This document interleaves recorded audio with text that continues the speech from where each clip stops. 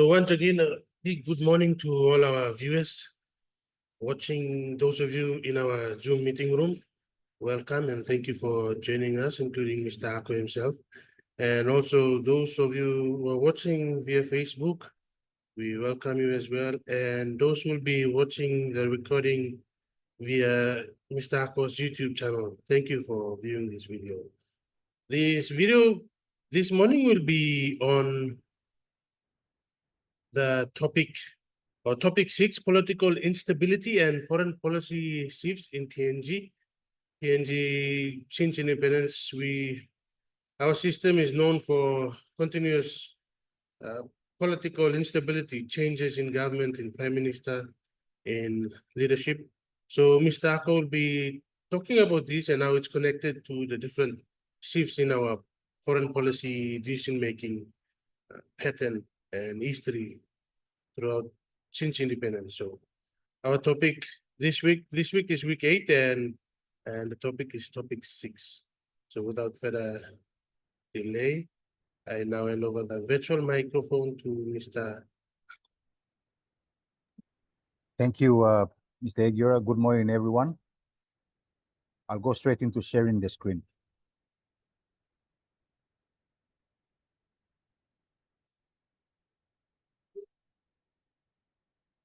Oh, I haven't got the hang of this yet, sorry. Let's try again.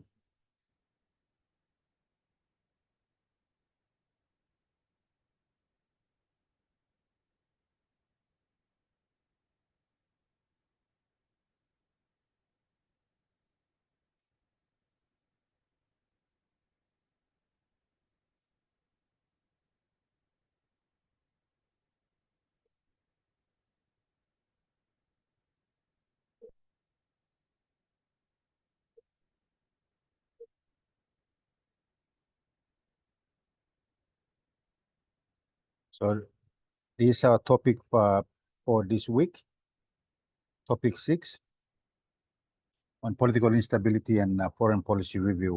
We'll go straight into it. By 1978, after the first ever general elections, the general feeling in government was that the time had come to maybe relook at the universalism foreign policy and start charting a new way forward. After all, PNG was already into its third year as an independent country, and our prime minister and ministers were now traveling frequently throughout the world, promoting the universalism mantra. And we were now ready to proactively participate in a world whose geopolitical power plays remain foreign to us.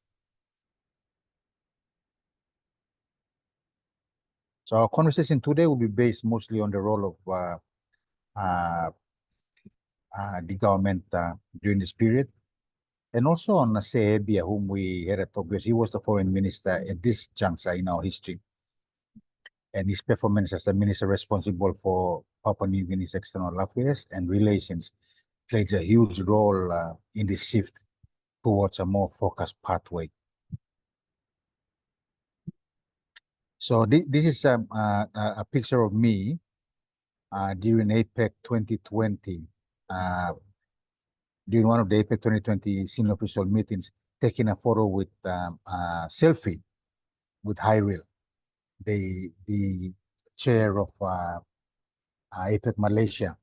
Now smiling on, looking at me on the left is the Indonesian senior APEC senior official and the US senior official.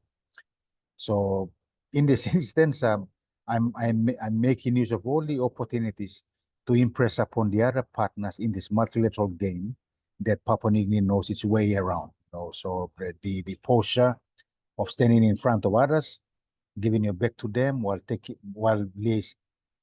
in deep dialogue with the host also speaks a lot of volume. So for the foreign policy review, was it an act of choice?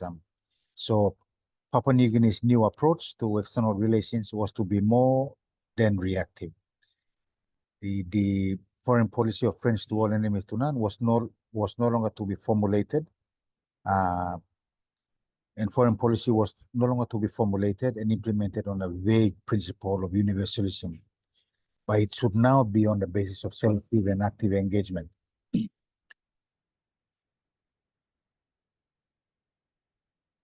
And this would involve the reorientation of the country's diplomatic efforts towards specific states and organizations chosen on the basis of their utility to Papua New Guinea's economic and political development. The limited materials and human resources of the Department of Foreign Affairs could then be concentrated on the creation and development of appropriately advantageous relations in these areas.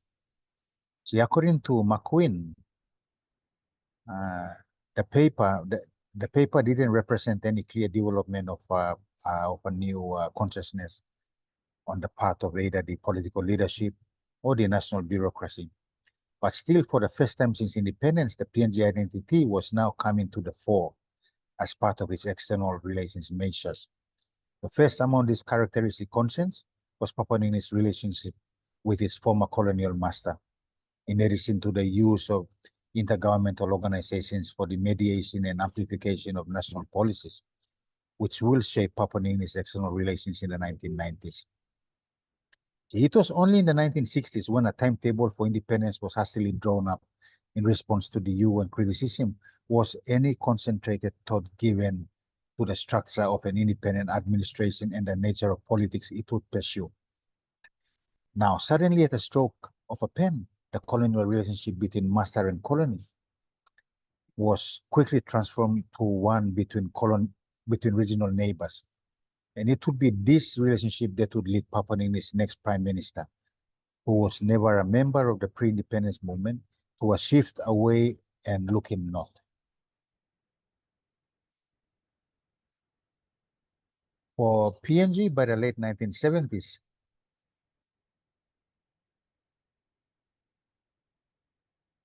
it became apparent that the main objective of the universalism approach was now firmly established.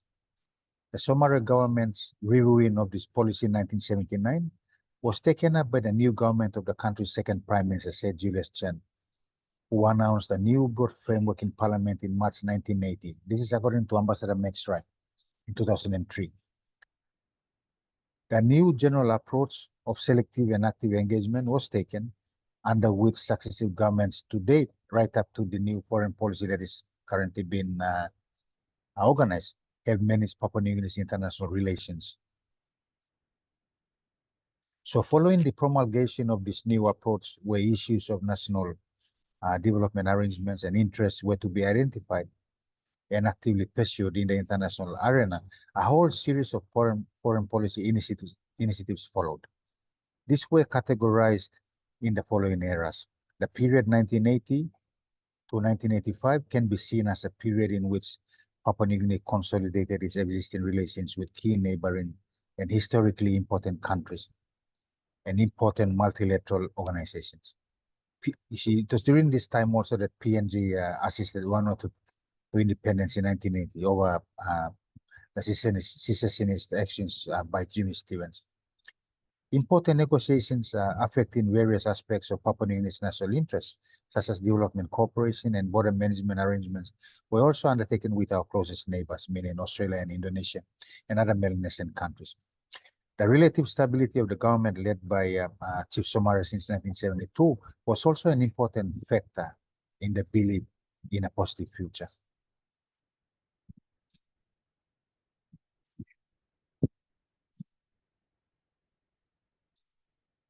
Now, I think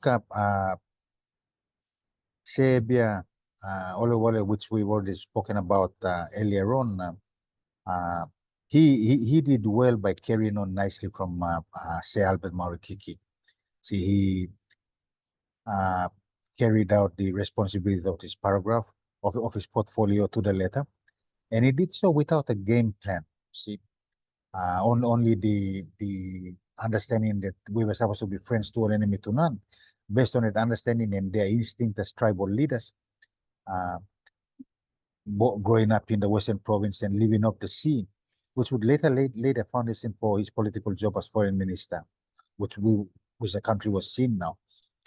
So she already an experienced traveler before taking on the foreign affairs portfolio. CIB had attended a lot of international engagements, such as the Commonwealth Heads of Government meeting in Sydney, and he also went to the ACPEC meeting in London to discuss a range of matters. So he was truly a much traveled officer, minister by the time when he was a foreign minister. Now, when we're talking about the shift happens first from government. And, if the house is shaky, as we've seen over the decades, policies sometimes shift, depending also on the convincing power of the bureaucrats and the ministers responsible. We can see that the composition of the coalition right up to the time of the first vote of no confidence was predictably unpredictable. The maneuvering that led to ABS promotion, she had its origin in the dissatisfaction of many of Sir Julius Chen's People Progress Party members about their influence within the first coalition. The actions of the opposition United Party also contributed to the instability when it moved the first no confidence vote in Papua New Guinea's history in August 1978. This was due to the government's intention to introduce a leadership code. The code was an attempt to correct what Prime Minister Somare then regarded as dangerous tendencies at work in our society, which, if allowed to continue, will corrupt our policies, subvert our efforts at national development, and set us on the wrong road. So from that juncture, Sir Julius Chen said that he would resign. In November 1978, Chen did eventually resign following the other PPP members into position.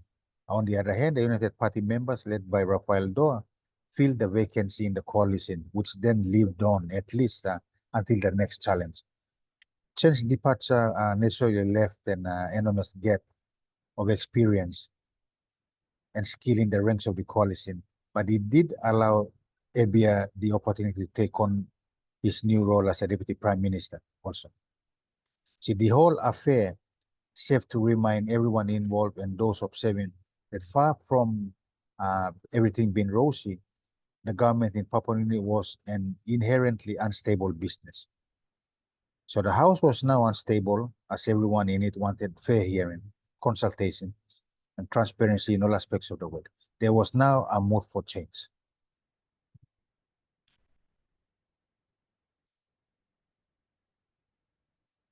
The mood for change.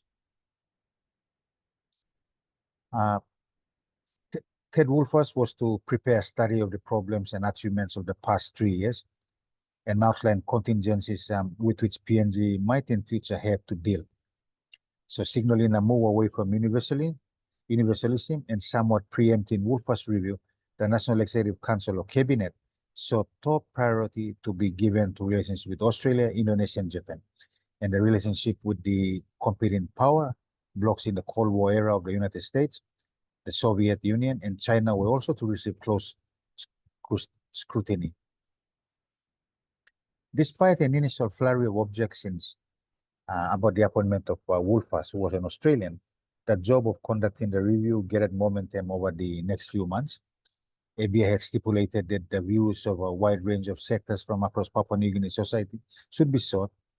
And so in the first half of 1979, a robust debate grew over the merits of universalism and its alternatives. Okuk, Somare, Ranai Lohia, who was then Vice Chancellor of the University of Papua New Guinea, and Vincent Airy, who was High Commissioner in Australia, were all gathered in Port Moresby, all joined in the public discussion, and there were several contributions in the newspapers as well. The comments were all fed into the review as Wolfers got on with the task of formulating his recommendations. Eventually, by 1982, his recommendations were expressed in a foreign policy white paper, which, as expected, encompassed a shift away from universalism towards an approach described as active and selective engagement. So we can see that in reviewing the foreign policy, there was a widespread national consultation process. which was very different from the very recently concluded one.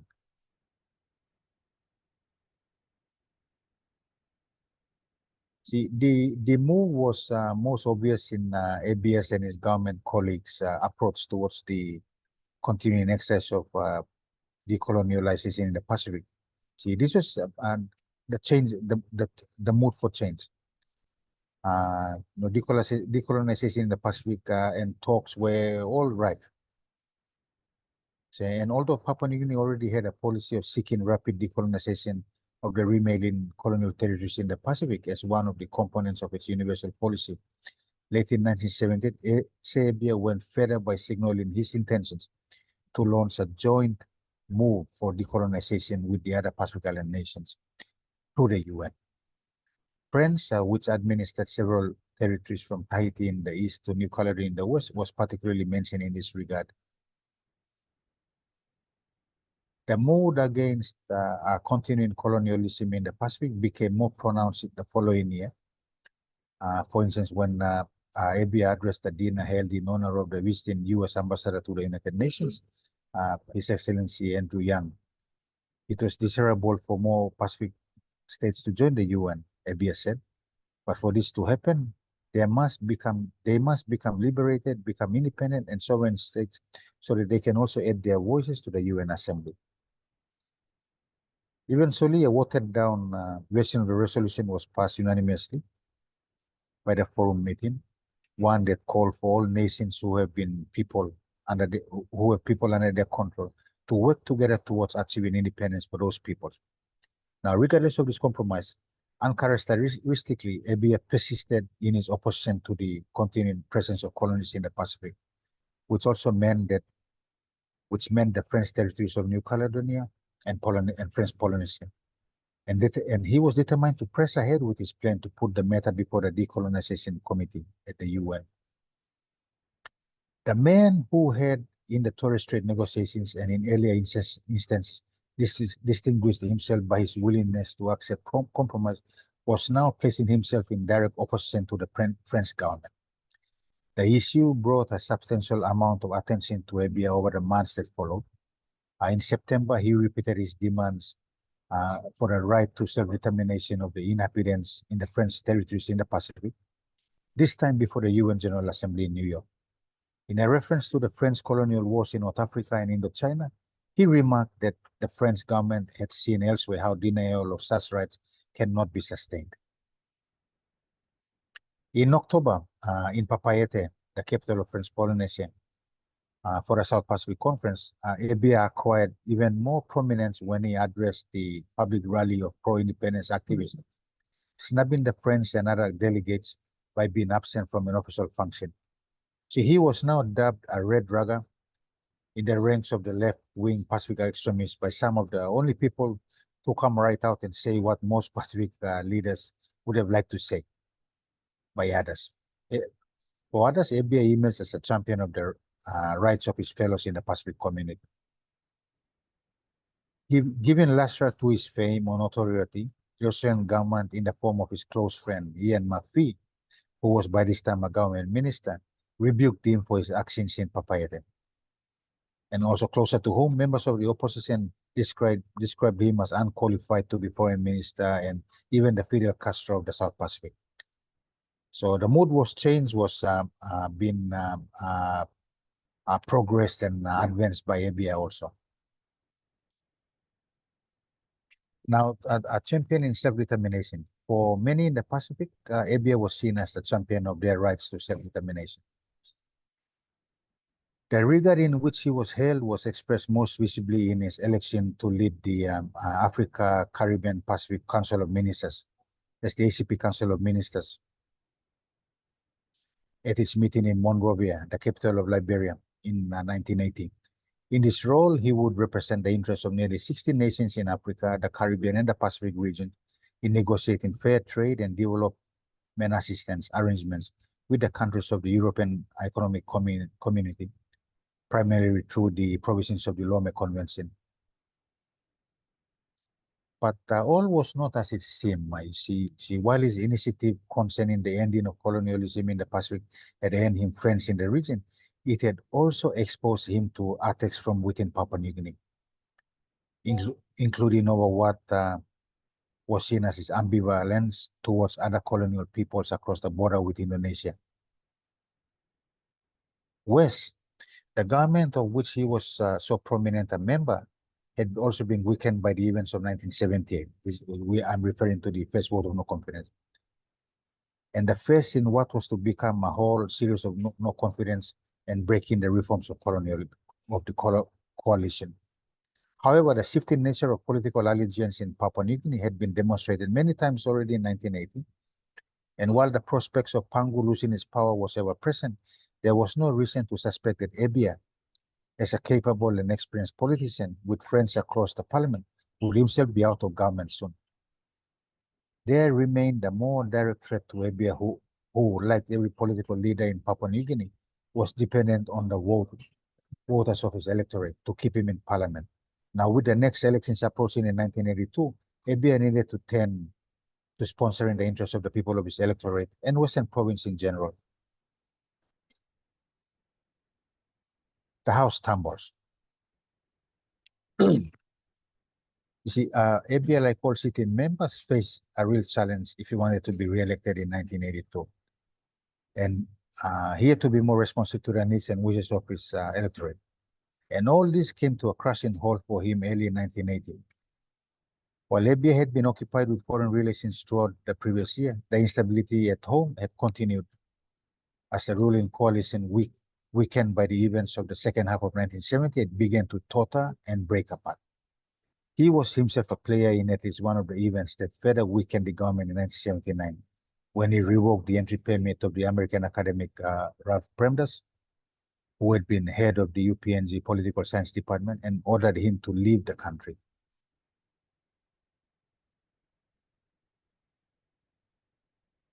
The resulting appeal led to what was termed as the Rooney Affair. This was when Nahau Rooney, who had succeeded Abiy as Justice Minister, was convicted on a charge of contempt of court over her interference in the Premdas case, and then she was sentenced to imprisonment. In September, Prime Minister Somare, who had taken over justice from Rooney, ordered her release from prison, leading to unrest and protests, including the resignation of the Australian Chief Justice and 3 other judges of the Supreme Court. The rising tide of violence, especially in the Highlands, led by a state of emergency being declared in 5 Highlands provinces in July, and in Port Moresby and other large towns, there was student unrest over the changes in the National Scholarship Scheme. So everything was happening at the same time. These events caused some to comment that PNG's political system was on the verge of collapse.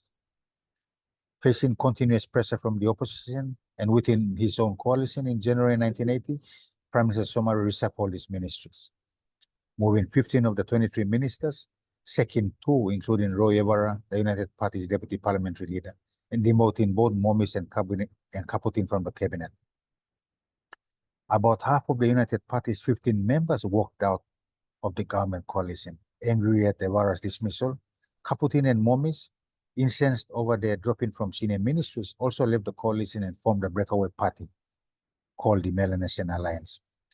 Abiya's positions of Deputy Prime Minister and Minister for Foreign Affairs and Trade were hotly sought after leading up to the reshuffle, and Momis and Kaputin had aspirations in this regard. In the end, however, they were overlooked, and Abiya retained the Deputy Prime Ministership because, as Somare explained, he is Deputy Leader of Pangu. This was hardly a vote of confidence in Abiya's performance, and a sign of Somare's desperations about a rapidly disintegrating coalition. Abiya did, however, lose his foreign affairs portfolio to Tony Ila, formerly the Labour Minister and a Pangu Party member from Ley. In what must have been seen as a demotion, he took over the Agriculture Ministry.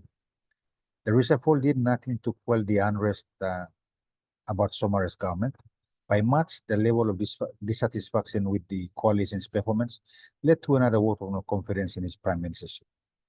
This time, it was successful. Yambak Yokuk, moving the motion of no confidence, cited a litany of ills that had been beset or been committed by the coalition, and following a vote of 57 to 49, the Pangu-led government of Somali, which had held sway for 10 years since being formed in 1972, was defeated. The new government was headed not by Okuk, but by Julius Chen, in charge of National Alliance Coalition, comprising the People's Progress Party, the National Party led by Okuk, the Papua Besena, the Melanesian Alliance, the United Party, and one independent member. Abia was replaced as Deputy Prime Minister by Okuk, and Noel Levy took over the Foreign Affairs portfolio following Tony Ila's short-lived tenure of less than 2 months.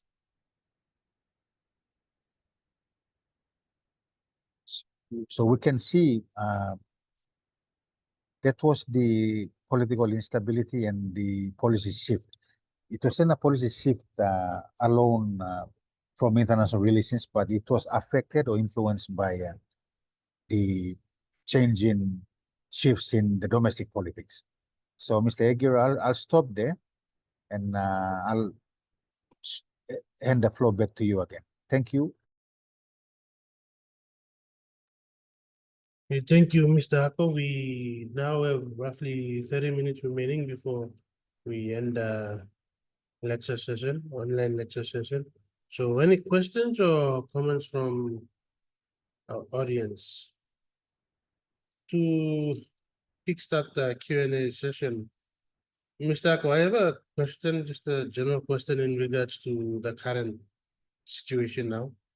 We all know that there is an ongoing move to change the government in September. So if we have a change in government, if the Marape Rosso government is removed and there's a new government in place by September, do you think they will change our foreign policy direction or directive? And do you think they will continue with the implementation of the foreign policy white paper that is in progress now? It's already submitted, it will be presented to Parliament for approval. So if there's a change in government in September, what do you think will happen? Going back to history and looking at what has happened since independence. That's a very interesting question, Mr. Aguirre, and let's hope that history repeats itself and the new incoming government allows the process to continue. But again, the times are different.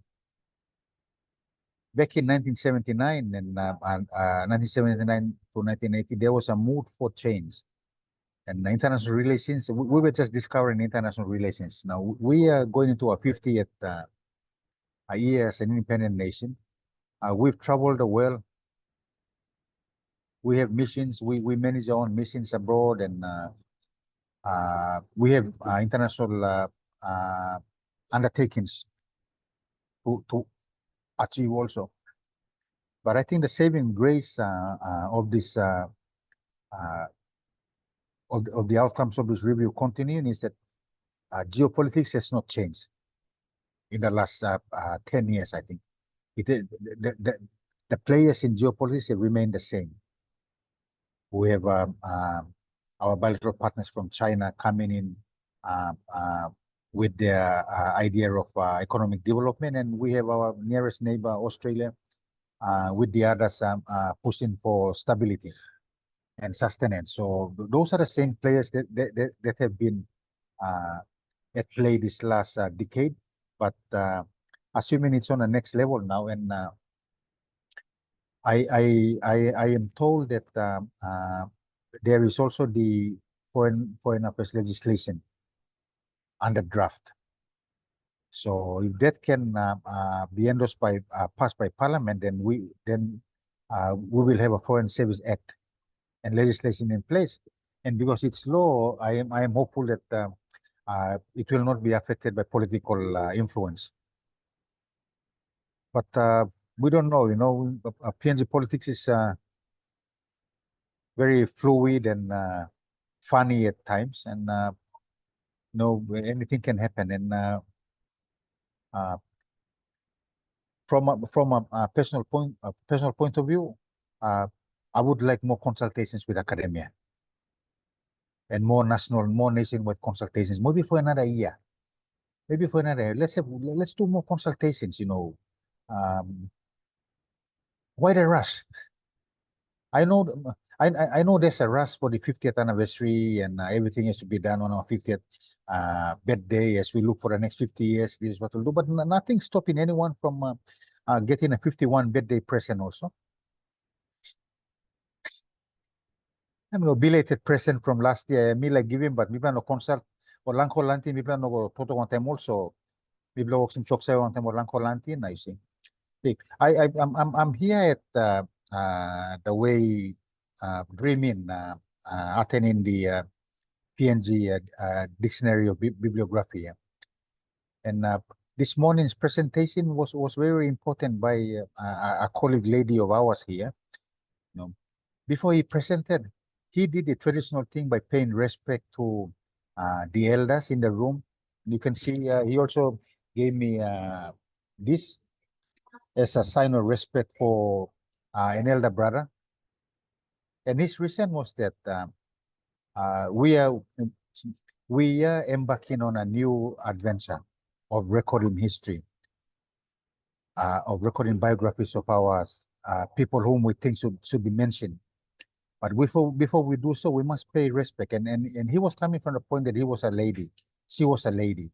So I must pay respect to my elders, to the people who are organizing this, and to my elder brothers, to clear the air that this thing is happening. And I'm not sure we can equate that to the review exercise and the consultation, the nationwide consultation.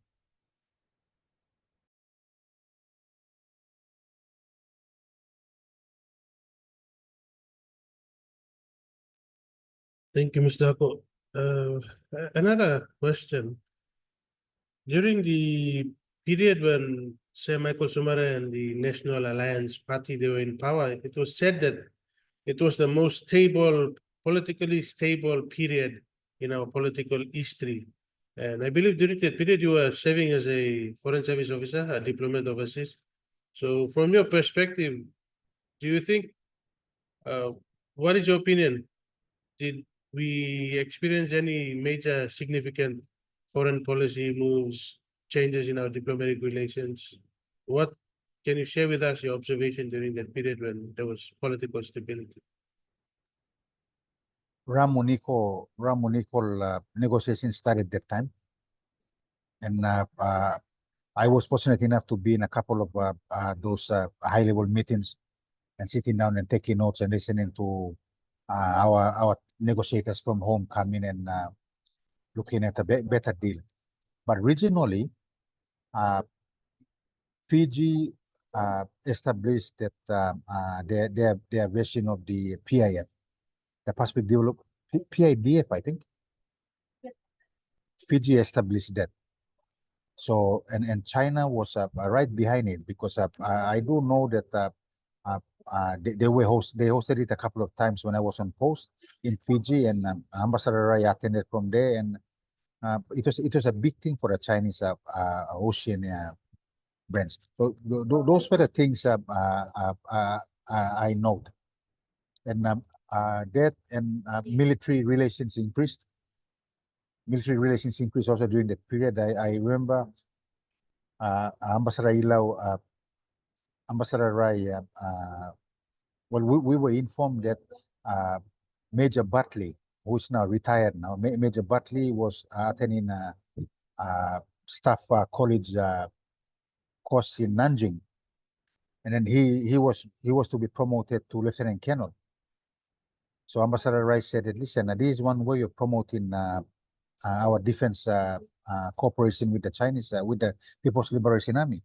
So he went ahead and got endorsement from Commander Ilaw, and they sent up the PIPs and stuff, and Ambassador Ilaw officiated Lieutenant Colonel Butley's promotion in Nanjing. It was a very moving affair because we were the only Papua New Guineans there, but he was surrounded by his classmates, all military colonels from all over well who were there for the cause. And I captured that in my picture book. If you have one in your library, go have a look at the Colonel Buckley getting. So Colonel Buckley became the first ever Papua New Guinean to be promoted to Lieutenant Colonel in China. So those were some of the relations I saw between Christian and I was fortunate enough to be there when Papua New Guinea celebrated its 30th bilateral relations with China, and the late Grand Chief Sepolis attended that, and it involved the signing of MOUs, and it sort of enhanced the focus of Ramon Nicol also during that time. But it was stable, and because everything was stable, the plans were were implemented. You know, we had lots of visits from IPA. Mr. Hoot and them would visit about 4 times a year on expos and stuff. The Pacific Island Forum also office there was very active, and that got me into thinking that if there's stability within governments in a region, the regional organization would be stable also. It will be working in one direction. Yeah. Mr. Ako, I promise that's my third and last question. I seem to be dominating the Q&A period. Okay, my final question is, from your practical experience as a foreign service officer and a public servant, can you share with the students what happens when a new foreign minister replaces a serving foreign minister? When there's a change at the political level, how does it affect the bureaucracy at the operational level or the department? Yep, that's a very interesting question and scenario too. So we have a reshuffle, and we find out there's going to be a new foreign minister. So rumors are going, A is going to be the foreign minister, or B will it. But then what is shaking below that ministerial level is the bureaucracy also. Now, whether they're going to change the secretary also, or will they allow the secretary to remain? So sometimes ministers come in with their preferred head bureaucrat, and those are done. Those are changed, and then a new sweep happens if the bureaucrat is coming in from outside. But a change in ministry would do the department well if they maintain the bureaucracy, unless there are extreme situations where changes must happen, then changes can happen. And during that period from 1982, I served from 1980. That was 10 years after the foreign policy white paper had been endorsed, and there had been there was its different versions also, its offshoots that have been done. But while that had been endorsed, the work the Pacific plan had come into play also, and Prime Minister and then Foreign Minister Chen wanted more engagement in the Pacific. So it was like we were turning our back on Asia while trying to work the Pacific. But changes happen, and it's usually at the secretaries level. The deputy secretaries and below are rarely touched, although I see a change in trend now in the bureaucracy, where that shadow is now going towards the DepSec levels also. But it depends on the secretary also. So, and also the minister. We must note very well that ministries, we all know very well that after elections, ministries are awarded based on the number of based on the numbers you bring to the caucus and to the coalition. So sometimes the minister can be from another coalition, and the departmental head is sponsored by another coalition group, or by another group within that coalition. So there's need for a balance. But yes, there is anticipation that when there's change in ministries, there's anticipation some wishing for the good, and I don't know what their version of a good management is, but that's how it is. That should answer your query. Okay, thank you very much, Mr. Ako, for your insight. I hope the students have taken note of what you've shared with them and they're now aware of what happens when there's a change in the minister or ministry and there's a new person coming in. Every new foreign minister or every new minister, for that matter, they bring in their own people and to run the show, to make the transition smooth. And it's good to work with people whom you know, and there's less conflict and the working relationship is smooth. If you work with people who are already there and they don't know you on a personal level and all that, it complicates. It's cronyism, but then from our experience, we've seen that any new president or any new foreign minister, prime minister, when they come into office, they come with their own, biasness, their own personal preferences of whom they want to work with. The chief secretary, foreign secretary, works secretary for that matter, the current issue that is happening. And also at the university level as well, you have new presidents, vice chancellors coming in, they have their own preference of people whom they want to work with and whom they have established a cordial working relationship with over the years in order to make things much more smoother at the organizational level. So we'll stop here. Mr. Ako has a workshop and he will need to go and join the proceedings. But we thank you everyone for your time, for your patience, for sitting in. I hope this Friday you'll come with a lot of questions. We'll continue with our now. Q&A session this Friday. We'll talk about the public service, zoom into the public service, and Mr. Ako will share his experience as a public servant and what he has learned over the years, the lessons and the experiences. We'll stop here. We thank Mr. Ako for his. Yes, Just two final things. please go ahead. With the US, when there's a new US president, all the ambassadors around the world must resign because the US president already has his diplomatic his ambassador set up already to move to post. So that's something with it. So you as soon as so like those who were appointed by President Obama, once President Obama left the White House, they all resigned because they when Trump came in, he has his new crop of ambassadors going out. And finally, I've given Ms. Baptiste a copy of the APEC book, which she will bring to Mr. Edgar and put in the library for everyone to try your luck and borrow. You have to put restrictions that maybe no can borrow him, man, because it might take someone a year to read it. Anyway, but that's it. We'll see you all on Friday. Thank you, Mr. Ako. We'll put it on special reserve, so they have 2 hours to loan and then return it. So all of us we'll have the opportunity to borrow. But thanks again, Mr. Ako. Thank you everyone for joining. Those on YouTube, Facebook, in the meeting room and Zoom.